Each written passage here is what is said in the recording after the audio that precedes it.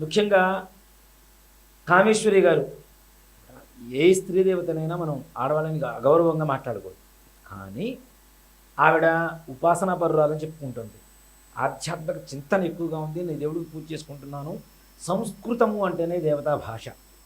ఆ దేవతా భాషను అవపోసన పట్టినటువంటి ఆవిడ దేవతా తత్వాన్ని వంట పట్టించుకోవాలి, కానీ హిందుత్వాన్ని వినాశనం చేయాలి అనేటువంటి ఒక దురుద్దేశమో కావచ్చు, లేదంటే వెనకున్నటువంటి వ్యక్తులు కావచ్చు, ఆవిడ ఎవరు ప్రేరేపిస్తున్నారో తెలియదు, లేదా ఆవిడ సొంత ప్రేరేపణ ఆవిడకు సొంతగా కలిగిందంటే ఆయనకు పద్మశ్రీ వచ్చినప్పుడే ఆ ఎక్కసు మీద తప్పనిసరిగా ఇచ్చేయాలి. 20 సంవత్సరాల తర్వాత 23 సంవత్సరాలు 2001లో ఆవిడ బయటికి వెళ్ళిపోతే 2024 ఎండింగ్లో దాదాపు 23-24 సంవత్సరాల పాటు తర్వాత ఆయన మీద అక్కసుతో ఇట్లా ఇష్టం వచ్చినట్టు మాట్లాడుతున్నారు.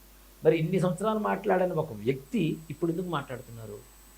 అదేదో అప్పుడే యుద్ధం చేయొచ్చుగా. అవునా?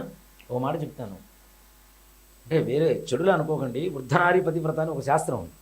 వయస్సు పెరిగినంత మాత్రం మనం చేసిన తప్పులు వెనక ఉంటాయి, అవి తెలుసుకోకుండా అవి మర్చిపోయి ఉంటారు జనాలు, మనం చెప్పిందే నమ్ముతారు అనుకోవడం అనేది అవివేకం, మూర్ఖత్వం కిందకు వస్తుంది. ఆవిడ చేసిన తప్పులకి ఆయన బలి చేయడం ఏంటి? తప్పు కదా. ఆయన కొడుకులు కారు, ఆయన అన్నగారి కొడుకులు. అన్నగారి కొడుకుల్ని సొంత కొడుకులుగా చూసుకునేటువంటి ఒక తత్వం ఈ రోజుల్లో ఎవరికి ఉంది చెప్పండి? ఒక్కడికి చెప్పండి.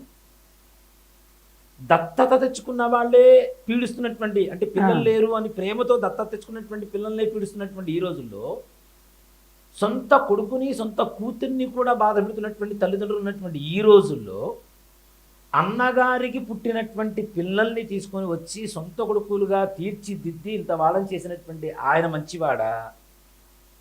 కొడుకుల్ని అర్ధరాత్రి పూట ఇంట్లో వదిలేసి వేరే వాళ్ళతో వివాహం చేసుకోవడానికి సంబంధం పెట్టుకొని వెళ్ళిపోయిన ఆవిడ మంచిదా? ఇది ఒక్కసారి ఆలోచించండి. పూర్తిగా నిజం తెలుసుకోకుండా ఏదో ఇష్టం వచ్చినట్టు, ఎవరికి ఇష్టం వచ్చినట్టుగా. నాకు నిజంగా చెప్పాలంటే నిజం తెలిసేంత వరకు నేను కూడా ఏం మాట్లాడను. అయ్యో అనుకున్నాను తప్పితే ఆయన గురించి నిజం తెలిసేంత వరకు కూడా నాకు తెలియదు, నేనేం మాట్లాడలేదు. దేనికి? సపోర్టే చేయాలి అనుకుంటే సపోర్ట్ చేయొచ్చు, సపోర్ట్ చేయడం కాదు, నిజం తెలియాలి జనాలకి. ముఖ్యంగా తెలిస్తేనే కదా ఎంతసేపు ఊహాగానాలు. అసలు పండితుడు అనేటువంటి వాడు ఎక్కడైనా పూజింపబడతాడు. అవునా? స్వగృహే పూజ్యతే మూర్ఖ. మూర్ఖుడు అనేవాడు ఇంట్లోనే పూజింపబడతాడు. స్వగ్రామే పూజ్యతే రాజ. రాజు గ్రామంలో పూజింపబడతాడు. స్వదేశే పూజ్యతే ప్రభు. దేశంలో ప్రభు అనేటువంటి వాడు పూజింపబడతాడు. పండిత సర్వత్ర పూజ్యతే. అది పుస్తక విద్య కాదు, మస్తక విద్య. గరిపాటి వారిది మస్తక విద్య. ఆయన పద్మశ్రీ అనేటువంటి ఒక భారతదేశ అత్యున్నత పురస్కారాన్ని తీసుకోగలిగారు అంటే సర్వసాధారణమైనటువంటి విషయం కాదుగా.